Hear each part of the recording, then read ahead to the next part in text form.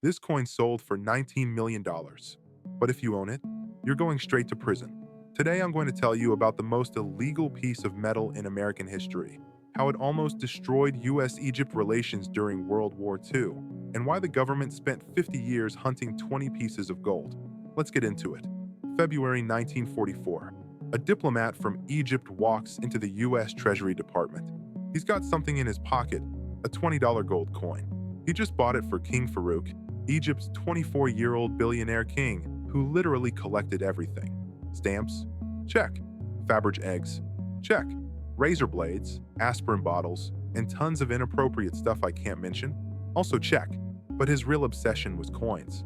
This guy had 8,500 of them, one of the best collections on planet Earth. So the diplomat needs an export license because you can't just take gold out of America without permission. He fills out the paperwork. The coin is listed as a 1933 double eagle, $20 face value. The Treasury official checks with the Mint Director. The Mint Director checks with the Smithsonian. The curator sees two of these coins in their collection and thinks, oh yeah, these were released normally. Nobody realizes what's about to happen. Nobody double-checks anything. On February 29, 1944, Treasury Secretary Henry Morgenthau Jr. signs Export License TGL 11 to 170. The coin legally leaves America. It arrives in Cairo, goes straight into Farouk's collection, and then 4 days later, the Secret Service discovers they just made the biggest mistake in numismatic history. Here's what they found out. Back in 1933, the Philadelphia Mint struck 445,500 of these double eagle gold coins between March and May. And guys, these coins were beautiful. They were designed by Augustus Saint-Gaudens. Theodore Roosevelt personally asked him to do it. Lady Liberty walking forward with a torch, olive branch in the air, eagles soaring on the back. Literally the most beautiful coin America ever made. Almost 500,000 of them sitting in the Mint's vault, ready to go out into circulation. Except they never got released. Because 12 days after the first batch was ready, Franklin Roosevelt became president. And America? America was dying. 25% unemployment. Banks collapsing every single day. The economy was in freefall. People were hoarding gold, hiding it, burying it in their backyards, taking it completely out of circulation. So Roosevelt's first major move was Executive Order 6102 on April 5, 1933. Every single gold coin in America had to be surrendered to the Federal Reserve. You had until May 1st to turn in your gold. In exchange, you got paper money, $35 per ounce. If you refused, that was a felony. 10 years in prison, $10,000 fine. The gold standard was officially dead. And those 445,000 double eagles sitting in Philadelphia, they were never going to see the light of day. By late 1934, the melt order came through. Keep 2 for the Smithsonian, melt the rest. Turn them into gold bars. But here's the thing, 20 coins escaped. Nobody knows exactly how it happened, but all the evidence points to one guy, George McCann, the cashier at the Philadelphia Mint. He had exclusive access to the vault. His bank account suddenly had deposits he couldn't explain. His co-workers reported he'd tried to steal gold before. He'd literally been arrested once already for stealing silver coins. The way he did it was actually genius.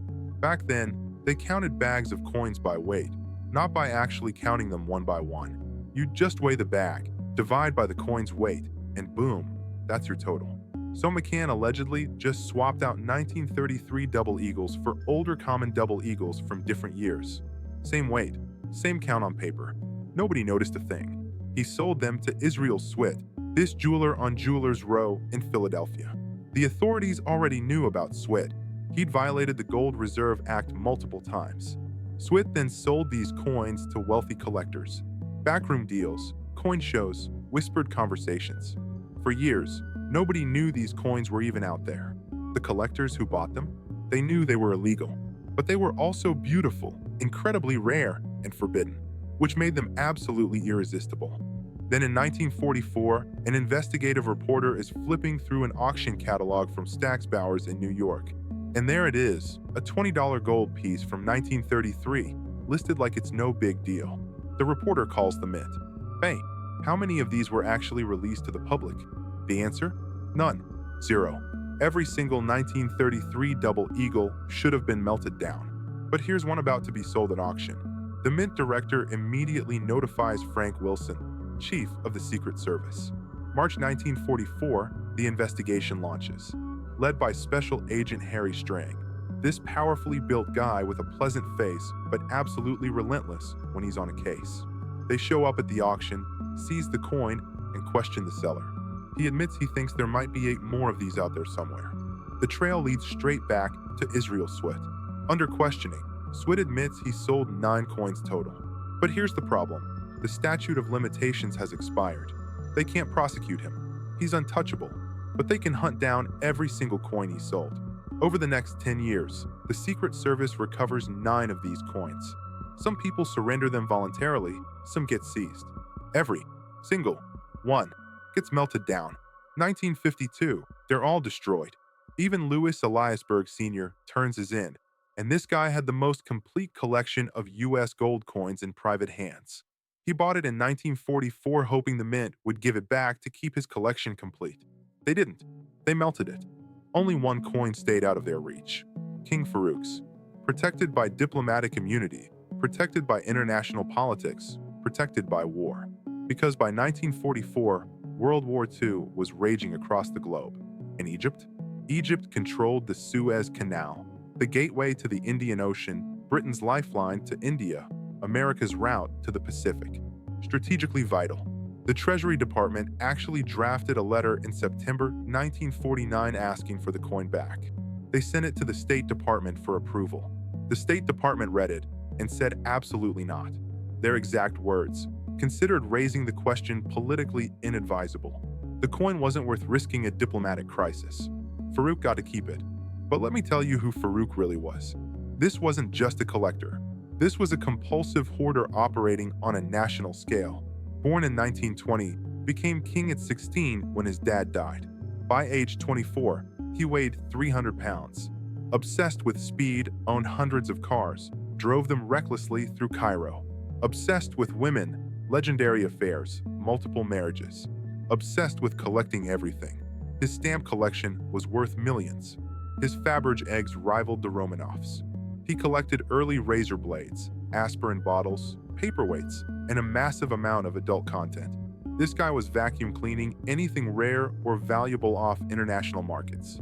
And his coin collection? 8,500 pieces, believed to be the greatest private collection in the world. He had a whole network of international agents and dealers feeding him stuff. And he had money, royal treasury money, Egypt's money. He was spending his nation's wealth on his personal obsessions while most Egyptians lived in poverty. That contradiction eventually caught up with him. July 1952, Egyptian Revolution. Military coup led by young army officers, headed by Gamal Abdel Nasser. Nationalist, anti-British, anti-Western. They stormed the palace. Farouk abdicated and got exiled to Italy. He took some stuff with him, but most of it got seized by the new government, including the coin collection. Now these revolutionaries needed money, military programs, social programs, infrastructure. They were financing a revolution, so they auctioned everything. Sotheby's handled it. Palace Collections of Egypt, 9-day sale in February 1954. Total take, $616,000. And buried in lot 185, among 17 Saint-Gaudens double eagles from various years graded mostly extremely fine, was one 1933 double eagle. The Secret Service spotted it immediately. They alerted the State Department, and the American Embassy in Cairo requested the coin back. But now the politics were even worse than before. This was the Cold War, America versus Soviet Union. Egypt was a key piece on the board. They controlled Suez. If Egypt went Soviet, the West would lose the entire Middle East. These revolutionary colonels were unpredictable, nationalist, hostile to any outside interference. Asking for the coin back? That was outside interference. The State Department said withdraw it quietly, don't push. The Egyptians agreed.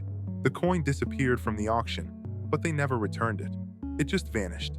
For 40 years, there were rumors.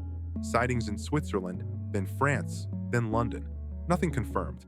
The coin became a ghost, a legend, the holy grail of coin collecting. And the Secret Service never stopped looking for it.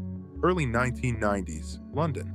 There's this coin dealer named André de Clermont who develops a relationship with a mysterious Egyptian jeweler. The jeweler would surface occasionally with rare coins, very rare coins. De Clermont realizes they match pieces from Farouk's collection. Over time, the story comes out. The jeweler is a family friend of a colonel in Nasser's army who was a coin collector. After the auction, he acquired some of Farouk's unsold pieces for his personal collection. Now he's dead and the family is selling. Among the coins, the 1933 double eagle. But here's the problem. Everyone knows this coin is hot. Selling it in England is impossible. Too much scrutiny, too much history. But America? That's where the money is. That's where collectors would pay anything. Enter Stephen Fenton, a British coin dealer. Respected guy, well-connected. He purchases the double eagle from the Egyptian family for $200,000. Then he contacts American dealers and finds a buyer, a Texas collector willing to pay. They arrange a meeting at the Waldorf Astoria Hotel in New York, March 1996. Fenton flies on the Concorde carrying the coin. The meeting's scheduled for early evening. He walks into the hotel, meets the dealer, meets the collector, and presents the coin. The collector says one word: now. Secret Service agents step forward. The collector had tipped them off. This was a sting. Fenton gets arrested, the coin gets seized.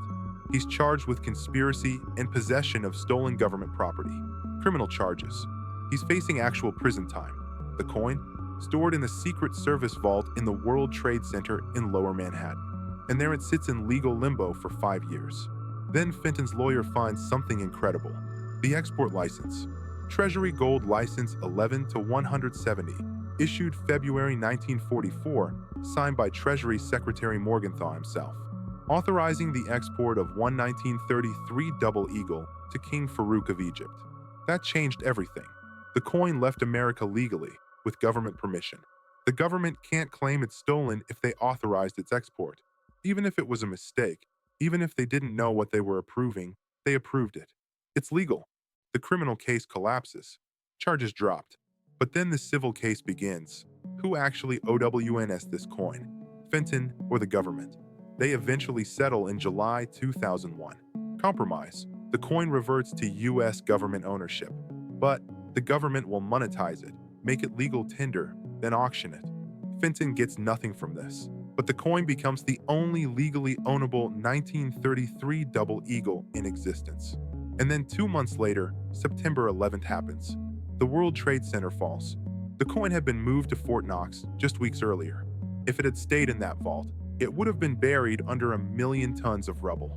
July 30th, 2002. Sotheby's and Stack's joint auction in New York.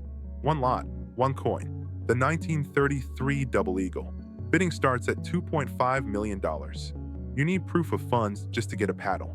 Within minutes, it hits $6 million. Final price, $6.6 million, plus a 15% buyer's premium, plus $20. That $20? That's the monetization fee. The government charges $20 to legally make it a $20 coin so the buyer can actually own it legally. Total price, $7,590,020. World record, most expensive coin ever sold. The buyer stayed anonymous for 19 years. March 2021, the New York Times finally revealed it. Stuart Weitzman, the shoe designer, fashion mogul. And guess what? He's selling it. Sotheby's auction, June 8th, 2021. Same coin, new price, $18,872,250.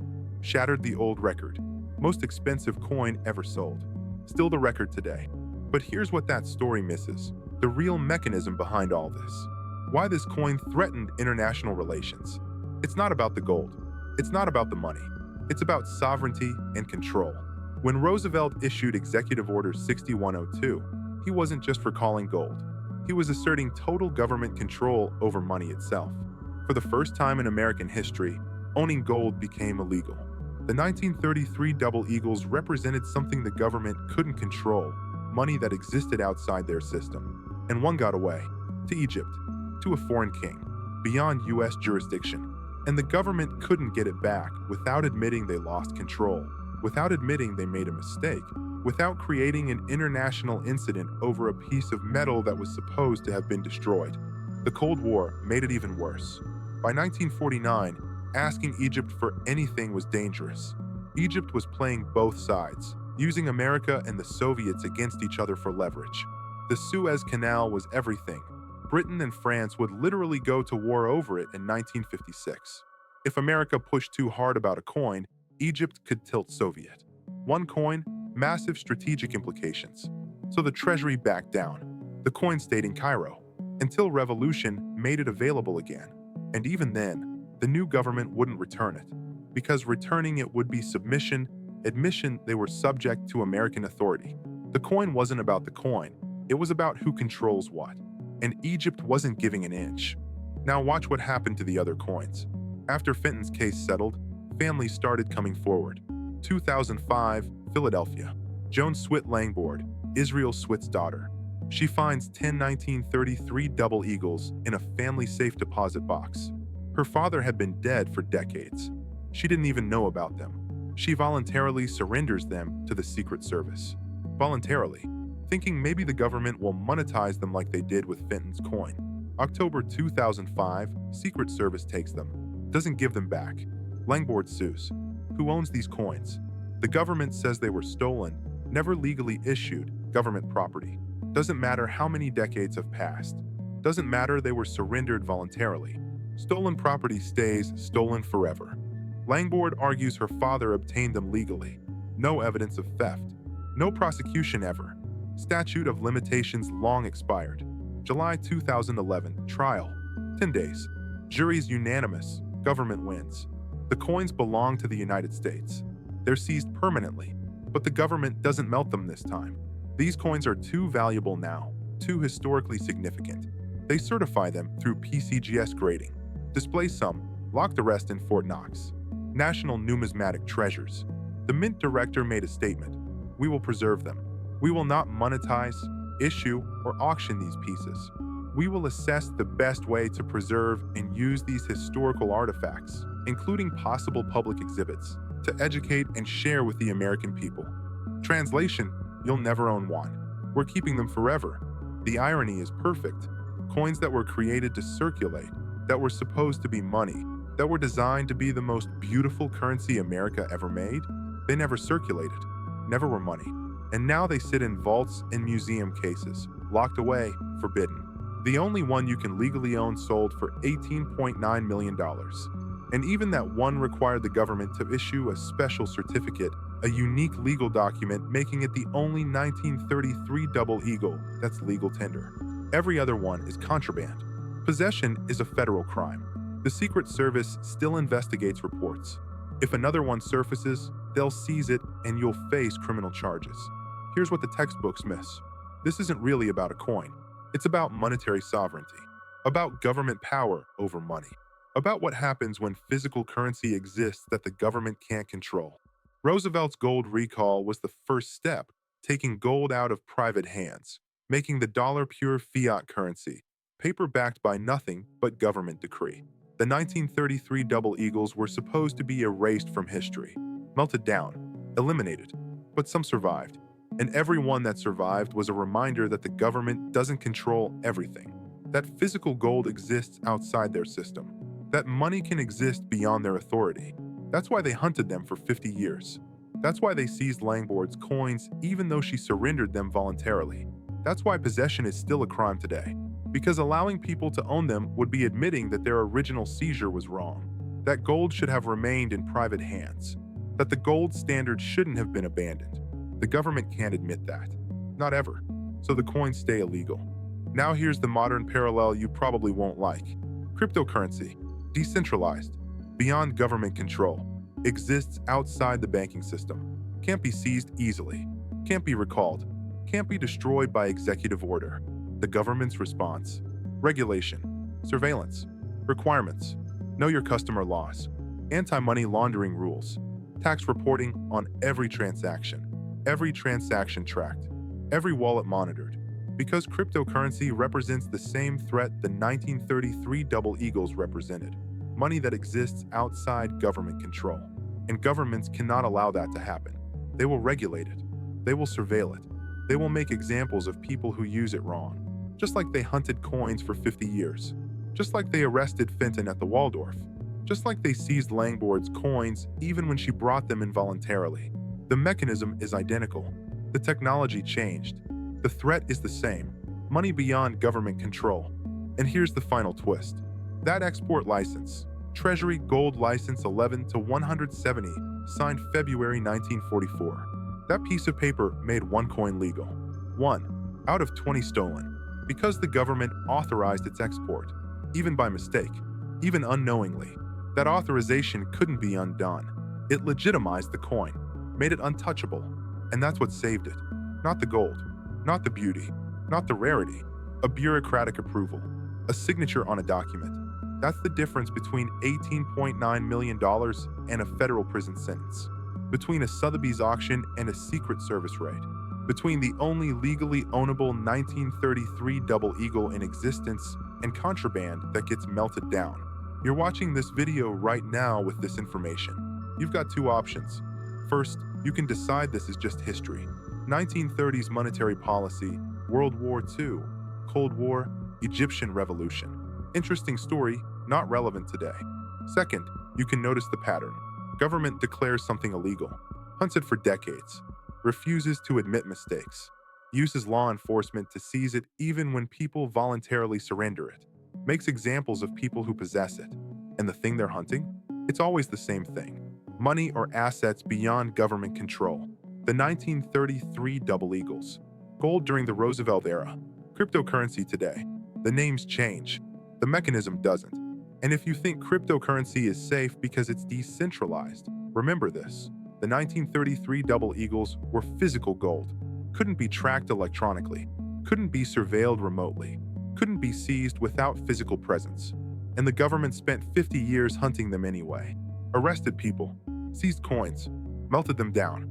Every single one, except the one they accidentally authorized. So ask yourself, what happens when they decide cryptocurrency needs the same treatment? When they decide digital assets beyond their control are too dangerous to allow? When they make possession a crime? The precedent exists. The machinery exists. The legal framework exists. And history shows they'll use it for decades without hesitation until every single piece they can't control is gone. If you enjoyed this video, make sure to subscribe and hit that notification bell. Drop a comment below with your thoughts on government control of currency. And check out my next video where I dive into another insane story you won't believe. See you there.